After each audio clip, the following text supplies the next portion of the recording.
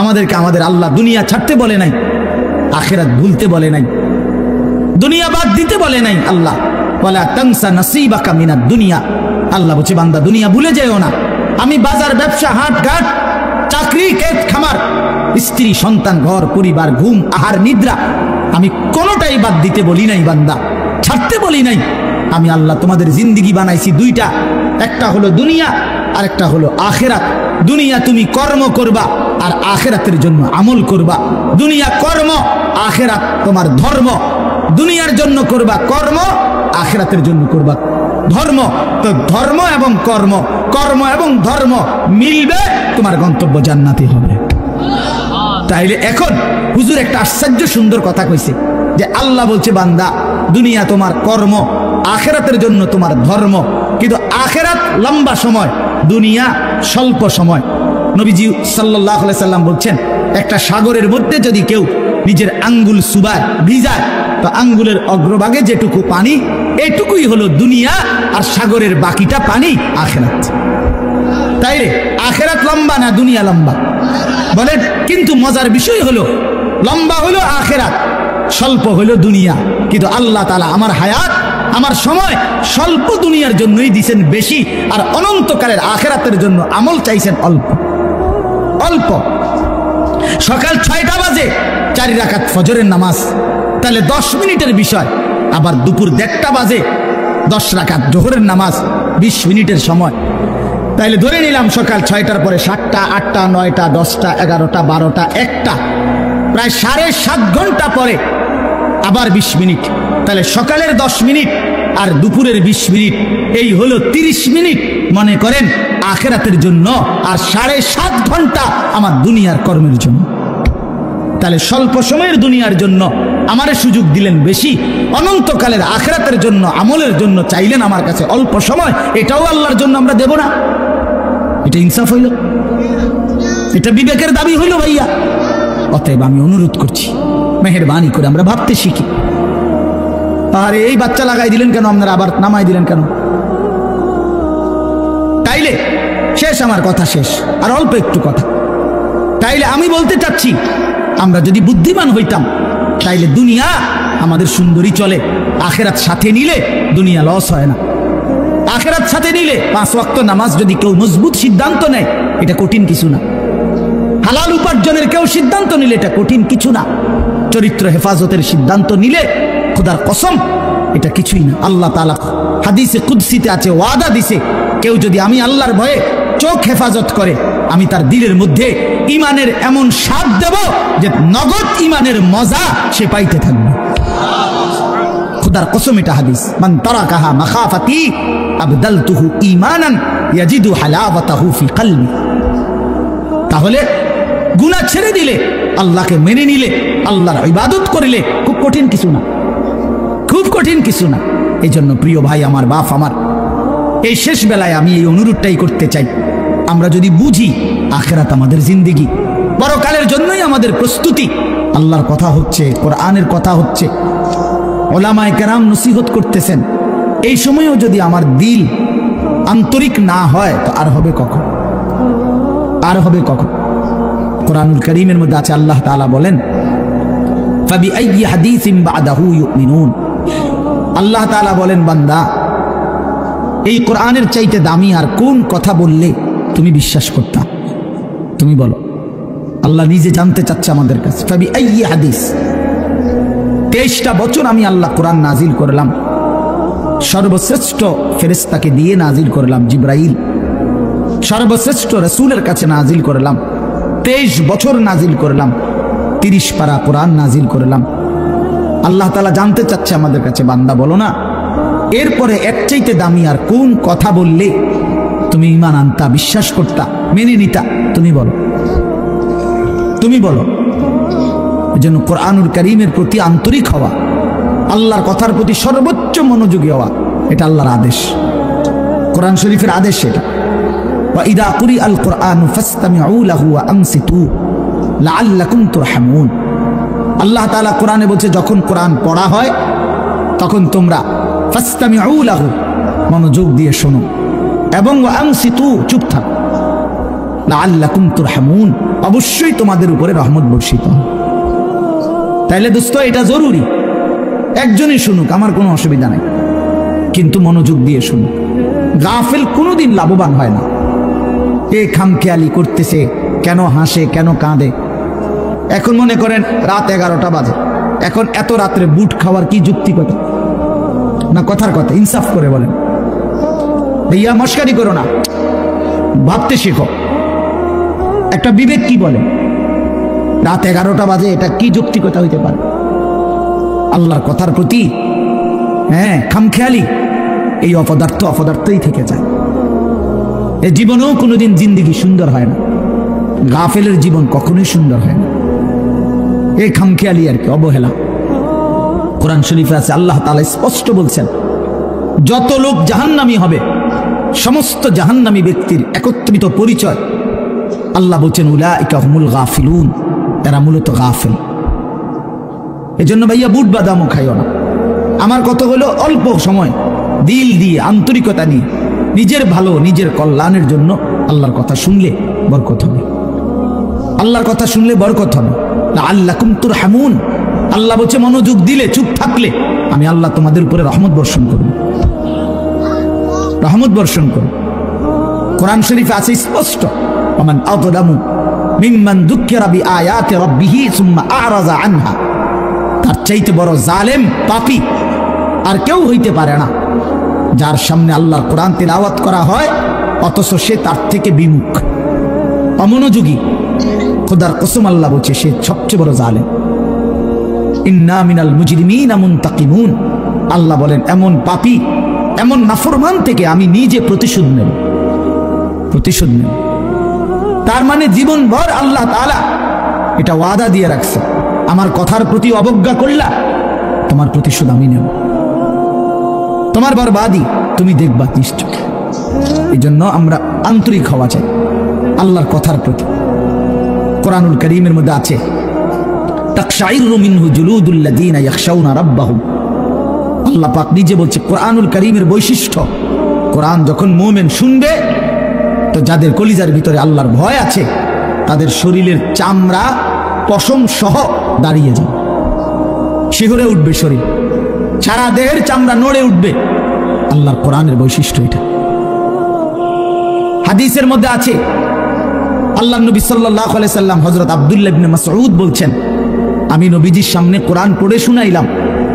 নবীজিকে শুনাইছেন উনি, তিনি বলেন আমি 40 আয়াত একটানা নবীজির সামনে তেলাওয়াত করলাম, মাথা নিচের দিকে নামাইয়া।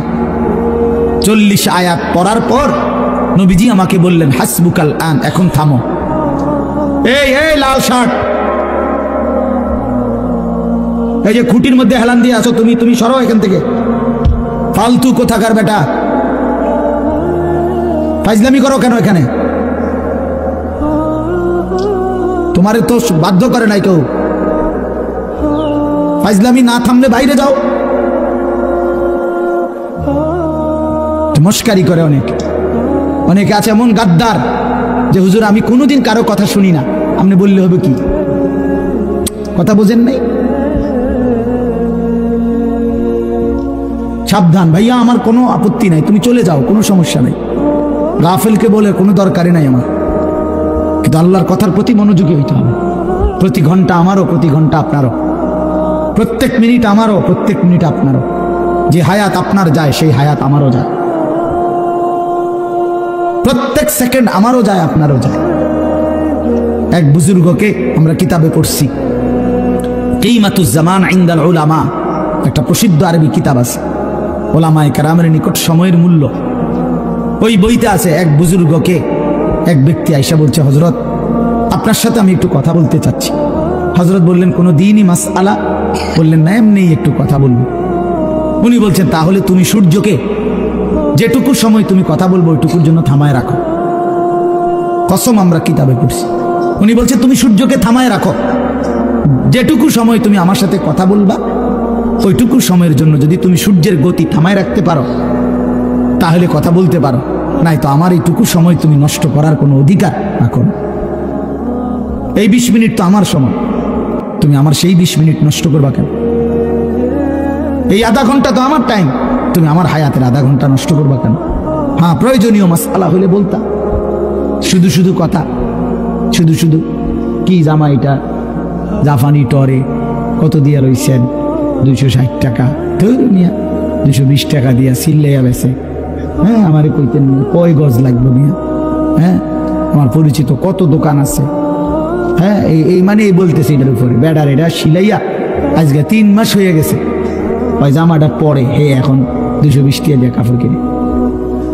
এগুলা অপ্রয়োজনীয় কথা না, বেহুদা কথা, অনর্থক কথা। এই জন্য দোস্ত ভাইয়া, জিন্দিগি এত গাফিল হইতে নাই। সারাক্ষণই খামখেয়ালি, হাসি মজাক ঠাট্টা, এত মাতাল, এত পাগল, এত প্রতিবন্ধী।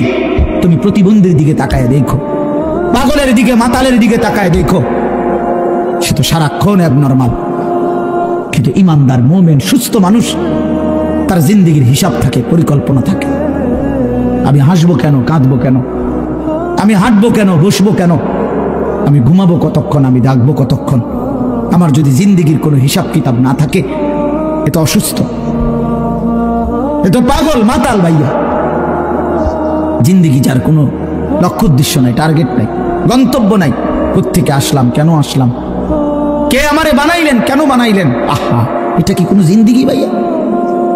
বলো ছেলেরা, রাতের বাজে 3টা তুমি ঘুমাও না, দিনের বাজে 10টা তুমি ওঠো না, এটা কি জিন্দিগি? রাত 3টা বাজে গেছে তুমি ঘুমাচ্ছ না কেন? সকাল 10টা বাজে গেছে তুমি উঠছো না কেন? তোমার ঘুমেরও কোনো সিস্টেম নাই, উঠারও কোনো সিস্টেম নাই। সারা রাত উলঙ্গ ছবি দেখে, নারী দেখে, জিনা ব্যভিচারের দৃশ্য দেখে নাফরমান ঘুমায় আছে। সকাল 10টা বাজে গেছে, উঠারও কোনো নাম নাই। আহা, আল্লাহ নবী সাল্লাল্লাহু আলাইহি ওয়াসাল্লাম বলছেন, খোদার কসম, নবীজি বলছেন যে ফজরের নামাজ পড়ে না সে খবিস। খবিস, এটা খবিস, খবিস আন নফস। ওই ব্যক্তি খবিস, কাসলান, অলস। নবীজি বলছেন, যাকা রাজুলুন বালা শাইতানু ফি উযুনাইহি, যে ফজরের নামাজ পড়ে না, শয়তান তার 2 কানে পেশাব করে দেয়। শয়তান পেশাব করে দেয়। নবী সাল্লাল্লাহু আলাইহি ওয়াসাল্লাম বলেন, ফজরের নামাজ না পড়ে যেই নাফরমান ঘুম থেকে জাগে, ঘরের বাইরে বের হয়, সে শয়তানের, ইবলিসের পতাকা নিয়ে বের হয়। রায়াতুশ শাইতান, শয়তানের পতাকা নিয়ে বের হয়। এজন্য দোস্ত, আমরা এটা বোঝা উচিত। আমার কথা, প্রথম কথা এটা, প্রত্যেকেই বোঝা উচিত, আমি মুসলমান, আমার একজন আল্লাহ আছে, আমার শ্রেষ্ঠ রাসূল আছে, আমার একটা কিতাব কোরআন আছে, আমার একটা ধর্ম ইসলাম আছে। 4টি সর্বশ্রেষ্ঠ নিয়ামত আমার আছে। আল্লাহ আমার রব, মুহাম্মদ সাল্লাল্লাহু আলাইহি সাল্লাম আমার রাসূল, কোরআন আমার কিতাব, ইসলাম আমার ধর্ম। এই 4টি সর্বশ্রেষ্ঠ নিয়ামত থাকার পর আমি পথহারা হব কেন? তুমি চরিত্রহীন হবা কেন? তুমি দুশ্চরিত্র হবা কেন ভাইয়া? কিসের অভাবে নষ্ট হয়ে গেল? কিসের অভাবে? খোদার 365 দিনের 1 বছরে তোমরা যেই ছেলে কোনোদিন ফজরের নামাজ পড়লা না, প্রিয় ভাই, ইনসাফের সাথে বলো, এটা মুসলমান? মুসলমানের বাচ্চা এত নিকৃষ্ট হয়? তুমি কোনো মায়ের ঘরেও জন্ম নিছো? মুসলমানের ঘরে 365 দিনে খোদার 1 বছর কোনোদিন মনে পড়লো না ফজরের নামাজের কথা? মুসলমান এত বড় গাদ্দার হয়? মুসলমানের বাচ্চা এত বড় নাফরমান হয়?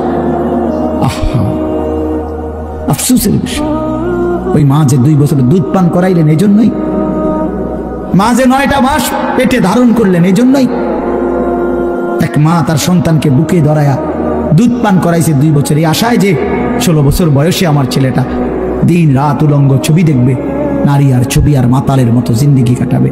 এই ছিল মার স্বপ্ন, এই ছিল মায়ের গর্ভে ধারণ, এর উদ্দেশ্য। ইনসাফ করো ভাইয়া, ইনসাফ করো দয়া করে দোস্ত। তোমার ভালো তোমাকেই বুঝতে হবে, তোমার কল্যাণ বুঝার তোমাকেই বুঝতে হবে। এই পৃথিবী স্বার্থপর, স্বার্থপর এই দুনিয়া। কেউ কাউরে মনে রাখে না, কেউ কাউরে মনে রাখে না, কেউ কাউরে মনে রাখে না। এই দুনিয়া, আমার যেদিন মৃত্যু হবে সেদিনও পৃথিবীতে আলো উঠবে, সূর্য উঠবে, এই রং তামাশার, এই দুনিয়ার ব্যস্ততার, এই ফুর্তি চলতেই থাকবে, কিন্তু আমি কবরে চলে যাব। এই জন্য আমাদের প্রত্যেকেই এটা ইনসাফের সাথে ভাবা উচিত। অনিবার্য এক বাস্তবতা, প্রিয় ভাই, চিরন্তন এক সত্য যে আমাকে মরতে হবে। পৃথিবীর কোনো যুক্তি, কোনো বিশ্লেষণ, কোনো শক্তি, কোনো ক্ষমতা, কোনো বাহাদুরি দিয়েই যেহেতু মৃত্যুকে আমি আড়াল করতে পারবো না, কবরকে আমি ঠেকাইতে পারবো না, অতএব যেই পরিস্থিতির মুখোমুখি আমাকে হতেই হবে, বুদ্ধিমান বিবেকবান উচিত সেজন্য নিজে প্রস্তুতি নাও। যেহেতু কবরে যেতেই হবে আমাকে, কোনো যুক্তি নাই, বলে আমি বুঝি নাই, না বুঝলেও মরে যাবে, খেয়াল না করলেও মরে যাবে, হাসলেও মরণ, কাঁদলেও মরণ, সুখের অট্টালিকাতেও মৃত্যু হয়, জীর্ণ কুঠির কুড়ে ঘরেও মৃত্যু হয়। জীবনে যে কোনোদিন সুখ দেখে নাই সেও মরে যাবে, জীবনে যে কোনোদিন দুঃখ দেখে নাই সেও মরে যাবে। তাহলে ভাইয়া বাপ, যে মৃত্যু আমাকে বরণ করতেই হবে, যেই কবরে আমাকে যেতেই হবে, কোনো ফাঁক ফুক নাই, কোনো সাইড নাই, তাহলে তার জন্য প্রস্তুতি নেওয়া, তার জন্য বাবা যে সেখানে আমার কি হবে, সেখানে আমাকে কি করতে হবে, খোদার কসম এতটুকু বিবেক বুদ্ধি খাটানো, এটা একটা সুস্থ মানুষের দাবি, সুস্থতার দাবি, এটা ইনসাফের দাবি, বিবেকের দাবি। এতটুকু বিবেক যদি কাজ না করে, ধরে নিতে হবে তার আকলই নাই, দিমাগই নাই, দিমাগই নাই। এই জন্য কোরআনুল কারীমে আল্লাহ তাআলা বলেছেন, নাফরমানের দিল আছে কিন্তু কিছুই বোঝে না, নাফরমানের কান আছে শোনে না, চোখ আছে দেখে না। এই জন্য আল্লাহ তাআলা বলছেন, উলাইকা কাল আনআম, নাফরমান এক ধরনের জানোয়ার। প্রত্যেক পাপী হলো এক ধরনের জানোয়ার, নাফরমান জানোয়ার বেটা। আনআম চতুষ্পদ জন্তু, কারণ যার বিবেক কোনো কাজ করে না, বানানেওয়ালাকে চিনে না, সে চিনল কি? সৃষ্টিকর্তাকেই যে বোঝে না, খোদার কসম সে কিছুই বোঝে না, কিছুই বোঝে না। যার আল্লাহ নাই তার কিছুই নাই। আল্লাহকে হারিয়ে সব পেলেও কিছু পায় হয় না, আল্লাহকে পেয়ে সব হারালেও কিছুই হারায় না। জুতু মেরা তু সব মেরা। আমি এই জন্য অনুরোধ করছি, আলহামদুলিল্লাহ যথেষ্ট বয়ান হয়েছে, আমরা রাত গভীরে ইনসাফের সাথে এই যে কয়জন আমরা বসছি, প্রত্যেকের কাছে আমার কথা এটা আমরা ভাবা উচিত। ইস্তাফতি কালবাক, নবী সাল্লাল্লাহু আলাইহি ওয়াসাল্লাম বলছেন, তোমার দিলকে প্রশ্ন করো, তোমার বিবেককে জিজ্ঞেস করো। এমনটাই হওয়া উচিত মুসলমান। তোমার বিবেক কি বলে? একটা ছেলে বেনামাজি, তুমি এসে দাঁড়াইয়া বলো, ভাইয়া একটা মিনিট তুমি মাইক ধরে বলো, মুসলমান এমনই হওয়া উচিত। তুমি দোস্ত তোমার ধর্মের ব্যাপারে একটা লাইন বলো, তুমি বলো তোমার ধর্মের ব্যাপারে তুমি এক লাইন বলো। তোমার রাসূলকে এভাবে প্রত্যাখ্যান করা উচিত। কোনদিন তোমার চুল নবী সাহাবী আউলিয়াদের মতো হবে না, কোনদিন তোমার জামা পোশাক নবী সাহাবী আউলিয়াদের মতো হবে না, কোনদিন তোমার চলাফেরা সাজগোজ নবী সাহাবী আউলিয়াদের মতো হবে না কোনদিন। তাহলে কি যোগ্যতায়, কি কারণে আমরা মুসলমান? যাদের কপালে সেজদা নাই, তুমি কিভাবে মুসলমান? যার লেবাসে পোশাকে ইসলামের কোনো চিহ্ন নাই, তুমি কোন যুক্তিতে মুসলমান ভাইয়া? কোন যুক্তিতে মুসলমান? আল্লাহ নবী সাল্লাল্লাহু আলাইহি ওয়াসাল্লাম বলছেন, ফারকু মা বাইনানা ওয়া বাইনাল কুফরি আস-সালাহ, আমাদের মাঝে আর কাফেরের মাঝে পার্থক্য নামাজ। নামাজ মুমিন আর কাফেরের পার্থক্য করে। এটা কি মুসলমান না বেঈমান? এটার প্রমাণের চিহ্ন খোদার কসম ভোটার আইডি কার্ড না, জন্ম নিবন্ধন সনদ নয়, সেজদা। সেজদা এই কপাল দুনিয়ার কোনো কাজে ব্যবহার হয় না, পৃথিবীর কোনো উপার্জনের জন্য কপাল লাগে না। চাকরি, ব্যবসা, ক্ষেত খামার, অটো, সিএনজি, ফসল, দেশ বিদেশ, ভাইয়া ইনসাফের সাথে ভাইবা দেখো, বাবারাও ভেবে দেখেন, এই কপাল কোনো উপার্জনের কাজে ব্যবহার হয় না। উপার্জনের কাজে হাত ব্যবহার হয়, পাও ব্যবহার হয়, মেধা ব্যবহার হয়, যোগ্যতা ব্যবহার হয়। কপাল কোনো কামাই রোজগারের জন্য ব্যবহার হয় না। কপাল রব্বে করিম বানাইছেন শুধু সেজদার জন্য, শুধু সেজদার জন্য, শুধু সেজদার জন্য, শুধু সেজদার জন্য। এই জন্য যে কপালে সেজদা নাই ওইটা মানুষের বাচ্চা না, যে কপালে সেজদা নাই ওইটা মুসলমানের বাচ্চা না, ওইটা মানুষের বাচ্চা না। যে জিন্দিগি সেজদাবিহীন জিন্দিগি, ওটা জন্তু জানোয়ারের জিন্দিগি। কোরআন শরীফে আছে, কোরআন শরীফে স্পষ্ট আছে, সূরা আরাফের মধ্যে আছে। আল্লাহ বলছেন ওয়াত্তাবা হাওয়াহু ফামাসালুহু কামাসালিল কালব। প্রিয় বন্ধু শুনো মিয়া, আল্লাহ বলছে মনের ইচ্ছা মতো যে চলে, মনের চাহিদার যে অনুসরণ করে। কেন নামাজ পড়ো না? তোমার মন চাইছে দেখা পড়ো না। কেন সারা রাত নারী দেখলা, ছবি দেখলা সারাদিন? তোমার মন চাইছে দেখলা। কেন তুমি পেশাব পায়খানার পরে ঢিলা কুলুক টয়লেট পেপার পাক পবিত্র ঠিক মতো হও না? কেন? তোমার মন চাইছে দেখা। কেন তোমার জবানে একবারও তোমার মালিকের নাম উচ্চারণ হয় না? তোমার মন চাইছে এই জন্য। তুমি যা ইচ্ছা তাই করতেছ, কেউ তোমারে বাধা দিচ্ছে না। আল্লাহর কসম, আল্লাহ কোরআনে বলছে এই যে মনের ইচ্ছা মতো যে চলে, ওয়াত্তাবা হাওয়াহু, যে তার মনের চাহিদার অনুসরণ করে, ফামাসালুহু কামাসালিল কালব, আল্লাহ বলে তার উদাহরণ হলো, তার দৃষ্টান্ত হলো কুত্তার মতো, কুত্তার মতো, কুত্তার মতো, কুত্তার মতো, কুত্তার মতো। এটা ওই জিন্দিগি কুত্তার জিন্দিগি, ওই জিন্দিগি কুত্তার জিন্দিগি, যে জিন্দিগিতে তার মালিকের গোলামি নাই। এই জন্য মনে রাখো, যাদের কপালে ছেলেরা সেজদা নাই, তোর জিন্দিগি কুত্তার জিন্দিগি, মনে রাখিস। আমার নাম মনে রাখিস, আমি বলছি, আমার নাম আনিসুর রহমান, আমার নাম মনে রেখো। ওই জীবন কুত্তার জীবন, যে জীবনে সেজদা নাই। ওই জিন্দিগি জানোয়ারের জীবন, যে জীবনে মালিকের গোলামি নাই, আল্লাহর নাফরমানি চেয়েছি। কেন সেজদা দিবা না? তুমি মানুষ না? তুমি জানোয়ার? তুমি কুকুর? তুমি বিড়াল? তুমি শূকর? তুমি সেজদা দিবা না কেন? তুমি এক পবিত্র মায়ের ঘরে জন্ম নিছ, তুমি এক ইমানদারের সন্তান, তুমি কেন সেজদা দিবা না? বলুন বাপ, আপনারা যারা বাবা আছেন, আপনাদের কাছে আপনারা বুঝাপড়া করেন। মুসলমান যদি হয়ে থাকেন, বুঝাপড়া করেন নিজের ছেলের ব্যাপারে। আরে ছেলের বিদেশ পরে বেটা, ছেলের দুনিয়া পরে, ছেলের ঘর বাড়ি বিল্ডিং সোফা ফার্নিচার পরে। মিয়া আগে ছেলের সাথে বোঝাপড়া করেন। তুই যদি মুসলমানের বাচ্চা হয়ে থাকস, কেন ফজরের নামাজ পড়বি না? আমি যদি তোর বাপ হয়ে থাকি, তুই যদি আমার সন্তান হও, তাহলে ইমানদারের সন্তান কেমনে বেনামাজি হয়? ইমানদারের মেয়ে কেমনে বেপর্দা হয়? ইমানদারের স্ত্রী কেমনে বেপর্দা হয়? ইমানদারের সন্তান কেন 24 ঘন্টা আল্লাহর নাফরমানি করবে? আপনি তারে আল্লাহ চিনাইতে পারলেন না, জীবনে কি চিনাইলেন? আপনি তাকে বানানে ওয়ালা চিনাইতে পারলেন না। আহা বন্ধু, করলেনটা কি? আহারে বাপ, কি করলেন আপনি? কার জন্য সোফা বানাইলেন? কার জন্য খাট বানাইলেন? আপনার বানানো খাটে আপনার অসভ্য সন্তান সারা রাত উলঙ্গ ছবি দেখে। আপনার বানানো সোফাতে বসে আপনার স্ত্রী ছেলে মেয়ে রঙিন সিনেমায় নর্তকীর নাচ দেখে টেলিভিশনে বসে বসে। সফলতা এটা? এটা সফলতা? এটা কামিয়াবি আপনার? এটা কামিয়াবি? তো কি বুঝাইতে চাইলেন? এর দুর্বিবেক নাই বাবার? এতটুকু বিবেক হবে না? কোরআন শরীফে আছে সূরা হুদের মধ্যে, নূহ আলাইহিস সালাম ওনার বেঈমান সন্তানের জন্য যখন ডুবে যাচ্ছিল, দোয়া করছিল, ইন্না ইবনি মিন আহলি। এই শব্দটা বলছিল নূহ নবী, আল্লাহ ওই যে ছেলেটা ডুবে যাচ্ছে, এটা আমার পরিবার, আমার বংশধর, আমার সন্তান।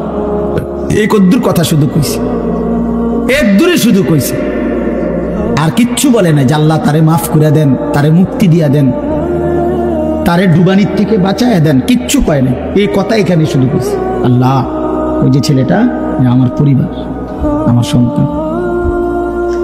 মানে মনের আবেগে আর কিছু কইতেছে না। কোরআন শরীফে আছে আল্লাহ তাআলা কোরআনের আয়াত নাজিল করছে, আল্লাহ ওয়াহি নাজিল করছে, ইয়া নূহ, হে নূহ, ইন্নাহু লাইসা মিন আহলিক, সাবধান, এটা তোমার সন্তান না। সরাসরি কোরআন শরীফ, এটা তোমার সন্তান নয়। ইন্নাহু আমালুন গায়রু সালিহ, এটা বেআমল, গায়রু সালিহ। আমলে সালেহকে কি বলে? নেক আমল বলে। তাহলে আমলে গায়রে সালেহ এটাকে কি বলে? বদ আমল। এটা আপনারা বুঝছেন না কথা? এটা সহজ কথা। আল্লাহ বলছে ও বদ আমল, ও নাফরমান, অতএব ও আপনার সন্তান না। এজন্য আমি পরিষ্কার ছেলেদেরকে বলি, বাবা তোরা যারা বেনামাজি তুই মুসলমানের সন্তান না।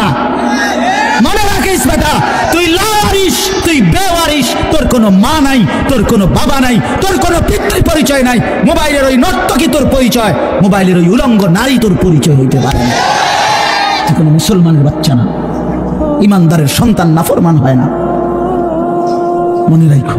দেখো নারী, দেখো আরো দেখো, 16 বছর বয়সেই এত নারী দেখে ফেললা, 18 বছর বয়সেই এত উলঙ্গ ছবি দেখে ফেললা।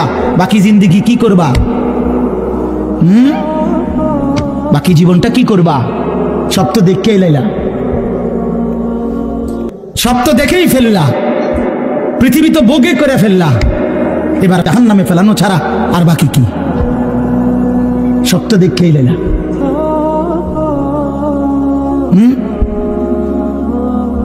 হালাল স্ত্রীর ভালোবাসা তো আর মিলবে না, পবিত্র স্ত্রী তো আর মিলবে না। আল্লাহ কোরআনে ওয়াদা দিছে, যেই পুরুষ খবিস, অসৎ চরিত্রের, আল্লাহর ওয়াদা তার স্ত্রীও মিলবে খবিস। কি আয়াত? আল খাবিসাতু লিল খাবিসিন ওয়াল খাবিসুনা লিল খাবিসাত। সরাসরি কোরআন শরীফের আয়াত। বন্ধু মনে রাখো, আমি ডেইলি বলি, রাস্তার বেডি আর মোবাইলের বেডি আর বাস্তবতার বিবি এক কথা না। রাস্তার নারী 2 নম্বর হইলে তোমার সমস্যা নাই, মোবাইলের নর্তকী 3 নম্বর হইলেও তোমার সমস্যা নাই। তোমার বউ যদি 2 নম্বর হয়, চরিত্রহীন হয়, তুমি বুঝবা দুনিয়া কারে বলে। তোমার হায়াতই তখন হয়ে যাবে জাহান্নামের টুকরা।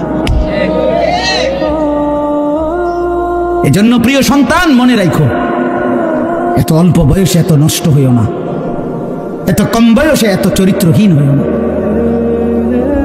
এত চালাক ভাইব না নিজেরে, এত চালাক ভাইব না, এত বুদ্ধিমান মনে করো না। তোমরা তোমরা অনেক চালাক মনে করতেছো নিজেরে। কেন? বাপে কিছু কয় না, মায়ে কিছু বলে না। আহা, আমি আজকেও বলছি সাদ ভাই, আমার জীবনের সবচেয়ে আশ্চর্য লাগে, আহারে একটা ছেলের 18 বছর বয়স, এক ওয়াক্ত নামাজ পড়ে না, সারাদিন মোবাইল, চুলের বাহার, সারাদিন বন্ধুদের আড্ডায় শেষ। একটা মা, আপন মা, বাপ, আত্মীয় স্বজন, পাড়া পড়শি, কেউ তারে কদ্দুর ডাকে না। কিরে বাবা, একটা ছেলে ভাইবো ভাইয়া, তোমারে শুধু বলি, তুমি একটাবার ইনসাফের সাথে ভেবে দেখো, তুমি প্রতিনিয়ত গুনাহ আর অশ্লীলতার মধ্যে ডুবে যাচ্ছ, কিন্তু কেউ তোমারে কদ্দুর ডাকেও না। কিরে বাবা তুই এরম করস কা? আরে তোর কি আল্লাহ নাই, আখিরাত নাই? তোর কি বাবা কবর নাই? কেউ তারে কদ্দুর মনে করায় না। এমন অভিশপ্ত হইলো কেন? ইনসাফ কি বলে? মানে ওরে কেউ ডাকে না কা? আপন মাও আপন সন্তানকে ডাকে না, বাবাও ডাকতেছে না, কেউ তারে ফিরাচ্ছে না। তোমারে সবাই ছেড়ে দিছে কেন বাবা? এর মূল কারণ মনে রাখেন ছেলেরা, বাপ মনে রাখো, যার উপরে আল্লাহর লানত পড়ে, খোদার লানত, তারে গোটা সৃষ্টি ঘৃণা করে। তোমারে আর কেউ পছন্দ করে না, এই জন্য কেউ তোমারে আর ডাকে না। যদি আমার ছোট ভাই হয়, আমি যদি তার অন্যায়ের কারণে ডাইকা আনে, থাপ্পড় দেই, মারি, শাসন করি, এটা তার জন্য কল্যাণ, কারণ আমি তারে ফিরাই আনলাম। আরেক হইলো আমি তার সাথে এতটা রাগ করলাম, যা তোর যেটা মনে কর তুই এটা কর, পিছা দিয়া ফির তোর কপালে, তুই যা, আমি তোরে কোনোদিন ডাকবো না, বলবো না, ছুঁইবো না, যা মন চাই তুই যা কর। তো বাহ্যিক দৃষ্টিতে তো মনে হবে তারে মারি নাই, থাপ্পড় দেই নাই, কিন্তু তার তো অনন্তকালটা শেষ, তার ভবিষ্যৎটা শেষ, তার লাইফটা তো শেষ। তার চাইতে ভালো ছিল তারে মারা, কিল, কনি, ঘুষি দিয়া হইল ফিরাইয়া আনা, এটা উত্তম ছিল না? এই জন্য তোমারে ফিরাবে না কেন?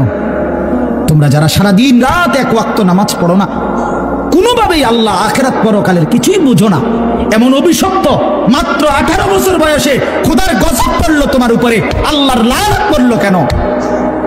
18 বছর বয়সে এত বড় নাফরমান হয়ে গেল কেন? 20 বছর বয়স না হইতেই বাবা তুমি এত বড় আল্লাহর অভিশপ্ত বান্দা হয়ে গেল কেন, যে কেউ তোমার আর পছন্দ করে না, কেউ ডাকে না? আমি একটু আগেও বলছি বয়ানে, আমার মার বয়স 75 বছর, আমার আম্মার বয়স, আমার বয়স 44 বছর। আমি আজকে 21 বছর ওয়াজ মাহফিলের এই জিন্দিগি আমার, আলহামদুলিল্লাহ। আমার 4টা সন্তান আছে বাবা, আমার 4টা ছেলে মেয়ে আছে। আমার এই 44 বছর বয়সেও আমার আম্মা 75 বয়স্ক মহিলা, এখনো আমার মা আমার কথা হইলেই বলে, ভূত নামাজ শুনি, খোদার কসম মা আমারে এখনো জিগায়, ফুত নামাজ পড়ছুনি, নামাজ পড়ছো? আমার সন্তানদেরকে দেখলো জিগায়, নাতি নামাজ পড়ছুনি? আমার মা আমারে আজও বলে, ফুত কতখানে ওয়াজে যাও, মানুষের লোকে চাই টাকা পয়সা লইয়া, কি করো না, কষ্ট দিও না, ঝামেলা করো না। কতবার যে কইছে মা আমার এই কথাইটা, শতবার কইছে মা আমারে আমার এই জীবনে। কিরে ভাইয়া, 75 বছর বয়স্ক মা তো আমার 44 বছর বয়সী সন্তানকে আজও ডাকে যে ফুত নামাজ পড়ছুনি? তোমার বয়স মাত্র 18 বছর, তোমারে কেন কেউ ডাকে না? তোমার জীবনে এত বড় অভিশপ্ত হলো কেন? নুয়াল্লিহি মা তাওয়াল্লা ওয়া নুসলিহি জাহান্নাম ওয়া সাআত মাসীরা। আল্লাহ বলে, আমার যে বান্দা আমার রাসূলের বিরুদ্ধাচরণ করবে এবং আমার ঈমানদার মুমিনদের পথ থেকে উল্টো পথে চলবে, আল্লাহর কসম আল্লাহ বলে, নুয়াল্লিহি মা তাওয়াল্লা, আমি তাকে সেই উল্টো পথেই চালাবো, ওয়া নুসলিহি জাহান্নাম, একদিন তাকে জাহান্নামেই ফেলে দেব।